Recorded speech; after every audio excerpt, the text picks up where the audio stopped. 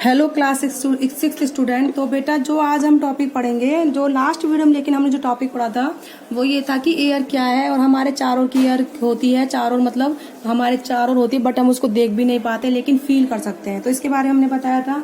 अब जो हम पढ़ेंगे बेटा एटमॉस्फेयर के बारे में पढ़ेंगे कि हमारा एटमॉस्फेयर किन किन एयर पार्टिकल से मिलकर बना है। तो एटमॉस्फेयर क्या होता है, हम जो इस अर्थ पर रहते हैं, ठीक है, तो हमारी जो अर्थ है चार और एक लेयर से सराउंड है, ठीक है। उस एनवलप को और जो एयर है उस एनवलप के अंदर, उसको हम क्या बोलते हैं बेटा, एटमॉस्फेयर बोलते हैं। क्या बोलते हैं उसको हम, एटमॉस्फेयर। ओके, तो अब इसको चाहे देखो लिखा हुआ है the earth, our earth is surrounded by layer and the envelope of air surrounded the earth is called atmosphere. ये हमारी अर्थ है, तो इसके चारों एयर है, तो एक एनवलप सा बन गया। एनवलप मतलब कवर सा, तो इसी एनवलप के अंदर जो एयर है इसको हम क्या बोलते हैं बेटा, एटमॉस्फेयर बोलते हैं। तो एटमॉस्फेयर जो है काफी किलोमीटर तक एक्सटेंड है, ऐसा नहीं कि 2-4 मीटर है, मतलब अर्थ से जो है काफी 9-10 किलोमीटर तक ये एटमॉस्फेयर क्या करता है बेटा, एक्सटेंड करता है। तो atmosphere is essential for life on earth. हमारी जो अर्थ पे वातावरण मतलब जो लाइफ है सॉरी, उसके लिए जो एटमॉस्फेयर है एक बहुत ही जरूरी चीज है, ठीक है। तो और हम ऑफकोर्स एटमॉस्फेयर में ही रहते हैं, अर्थ के एटमॉस्फेयर में। हमारे लिए लेकिन जरूरी क्यों है, जो एटमॉस्फेयर में एटमॉस्फेयर है जो हमारी अर्थ के लिए वो जरूरी क्यों है?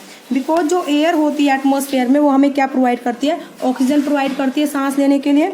Because the air of atmosphere provide oxygen for the breathing by the all living organism included us. हमको लगा के जितने भी लिविंग ऑर्गेनिज्म हैं उन सबको क्या जरूरत पड़ती है, ऑक्सीजन की जरूरत पड़ती है सांस लेने के लिए। और कार्बन डाइऑक्साइड हम लोग जो इनहेल करते हैं वो ऑक्सीजन इनहेल करते हैं, और एक्सहेल कौन सी करते हैं, कार्बन डाइऑक्साइड। इनहेल मतलब होता है लेना और एक्सहेल मतलब निकालना। हम लोग जो है ऑक्सीजन को इनटेक करते हैं अपनी बॉडी के अंदर, और कार्बन डाइऑक्साइड को हम क्या करते हैं बेटा, आउट करते हैं, यानी कि एक्सहेल करते हैं। तो वो सब जो ऑक्सीजन है वो किस में प्रेजेंट होती है बेटा, एयर में प्रेजेंट होती है, एटमॉस्फेयर में।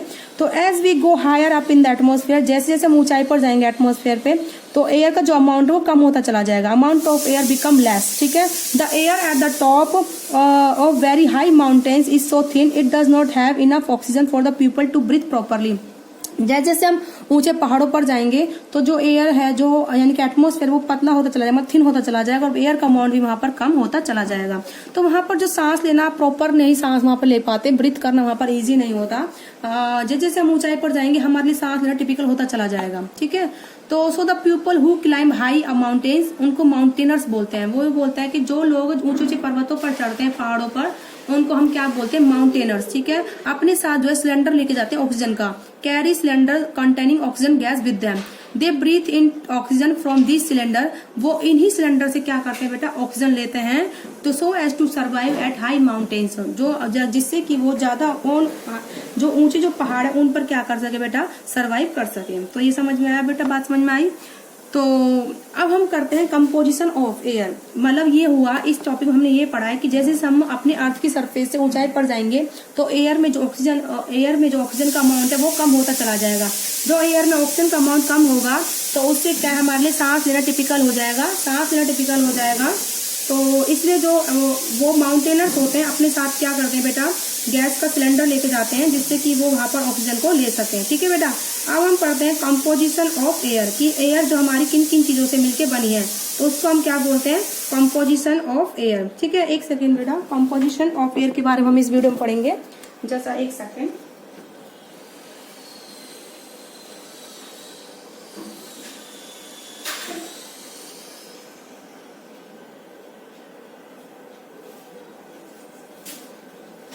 ओके बेटा, just sorry for inconvenience. Yes, composition of air में क्या पढ़ेंगे हम, देखो मतलब जो एयर है हमारी किन किन चीजों से मिलके बनी है, किन किन पार्टिकल से मिलके बनी है, ठीक है।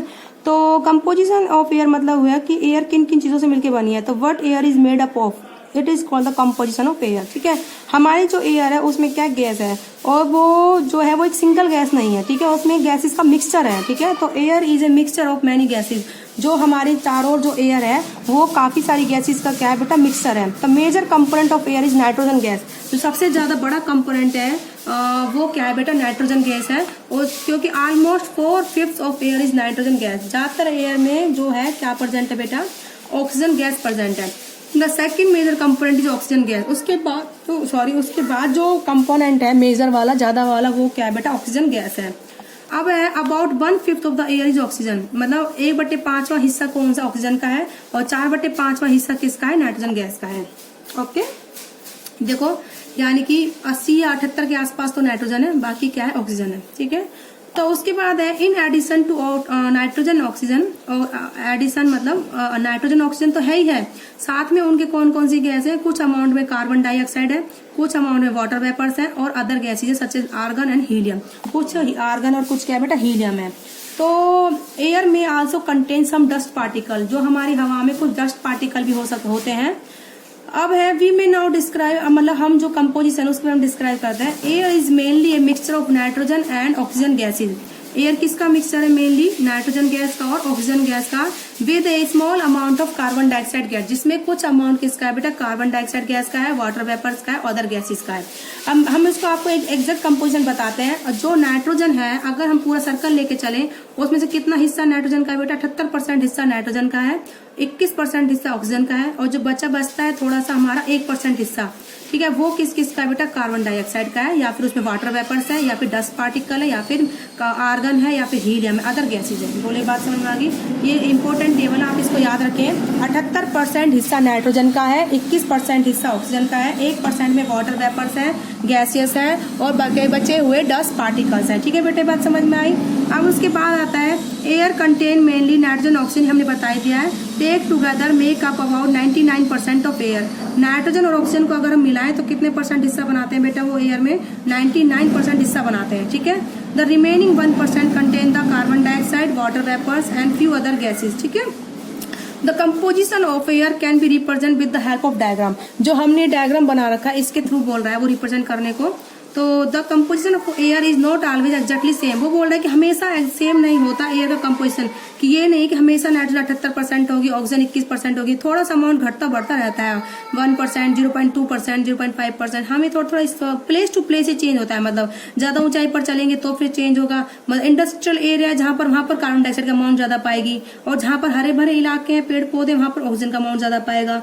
ये सब मतलब प्लेस टू प्लेस वेरी करता है। ठीक है, कोस्टल जो एरियाज हैं, इनलैंड वगैरह है, जो वहां पर थोड़ा वाटर वेपर ज्यादा पाएंगे। ठीक है, और जहां पर पॉल्यूटेड एरिया है वहां पर डस्ट पार्टिकल ज्यादा होंगे। तो ये डिपेंड करता है कि कौन सा एरिया है, कौन सा इलाका है, उस तरीके से जो है एयर का जो कंपोजिशन वो चेंज होता रहता है। ठीक है बेटा, ये बात आपको समझ में आई।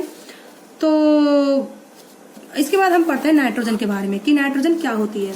ओके, तो एयर में क्या क्या कंपोनेंट है, 78% नाइट्रोजन, 21% ऑक्सीजन, 1% बचे हुए में carbon dioxide, argon, helium, dust particles और वाटर वेपर्स, ये सब है। ठीक है, प्लेस टू प्लेस ये जो है स्केल जो है चेंज होता रहता है। अब नाइट्रोजन क्या होती है, नाइट्रोजन जो है colourless, tasteless and odourless gas है। मतलब नाइट्रोजन एक गैस है जिसका कोई कलर नहीं होता, कोई टेस्ट नहीं होता और ना इसका कोई ऑर्डर होता है। ठीक है, नाइट्रोजन क्या है, सोल्यूबल है वाटर में, थोड़ी थोड़ी पानी में घुल जाती है नाइट्रोजन। ठीक है, तो nitrogen gas is not essential for breathing, respiration, यानी कि हमारे सांस लेने के लिए नाइट्रोजन की कोई जरूरत नहीं है। Nitrogen is not essential for the breathing के लिए। Okay, nitrogen gas neither burn itself nor support the process of burning. ना तो नाइट्रोजन गैस खुद बर्न होती है और ना ही सपोर्ट करती है बर्न करने में किसी भी चीज को। Okay, nitrogen gas does not support combustion. ठीक है, nitrogen gas is very unreactive gas, मतलब नाइट्रोजन गैस रिएक्ट नहीं करती, वेरी अनरिएक्टिव है। ओके, ये बात समझ में आ गई।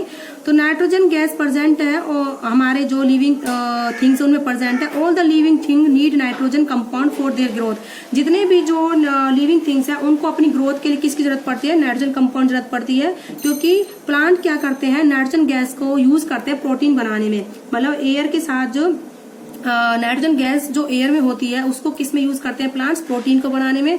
और ये जो प्रोटीन है क्या हेल्प करता है प्लांट्स को उनके ग्रोथ के लिए और फूड के ग्रोथ के लिए, ऐसे ही ह्यूमन बीइंग के ग्रोथ के लिए और अदर एनिमल्स की ग्रोथ के लिए। तो nitrogen is needed by plant to make protein. मतलब वैसे तो नाइट्रोजन की कोई जरूरत नहीं कि ना तो ये किसी चीज को जलाने में हेल्प करता है, ना ही हम इसको इंटेक करते हैं, लेकिन इसकी क्या जरूरत है, जो पेड़ पौधे हैं इस नाइट्रोजन को लेके क्या बनाते हैं, प्रोटीन बनाते हैं। प्रोटीन से पेड़ पौधा उगता है और फलों की उगाई होती है और फिर उनको हम खाते हैं, उनसे हमें नाइट्रोजन हमें मिलता है। ठीक है, प्रोटीन, उसी प्रोटीन को जो है एनिमल्स वगैरह भी लेते हैं, पेड़ पत्ते खा के, पौधे, छोटे छोटे पौधे खा के। तो इस तरीके से हमारी बॉडी में क्या है, प्रोटीन बनता है अदर एनिमल्स की बॉडी में भी। तो आज की वीडियो में बेटा इतना ही, हमने आपको नाइट्रोजन के बारे में बताया। तो नेक्स्ट वीडियो में हम आपको ऑक्सीजन के बारे में बताएंगे। ऑक्सीजन बिल्कुल जस्ट अपोजिट है नाइट्रोजन का। ठीक है, थोड़ा मतलब इसकी प्रॉपर्टीज अलग है। तो आज की वीडियो में बेटा इतना ही। नेक्स्ट वीडियो में हम आपको कराएंगे ऑक्सीजन और हमारे लिए क्या जरूरी है ऑक्सीजन, इसके क्या क्या यूजेज हैं, ठीक है, उसके बारे में हम बताएंगे।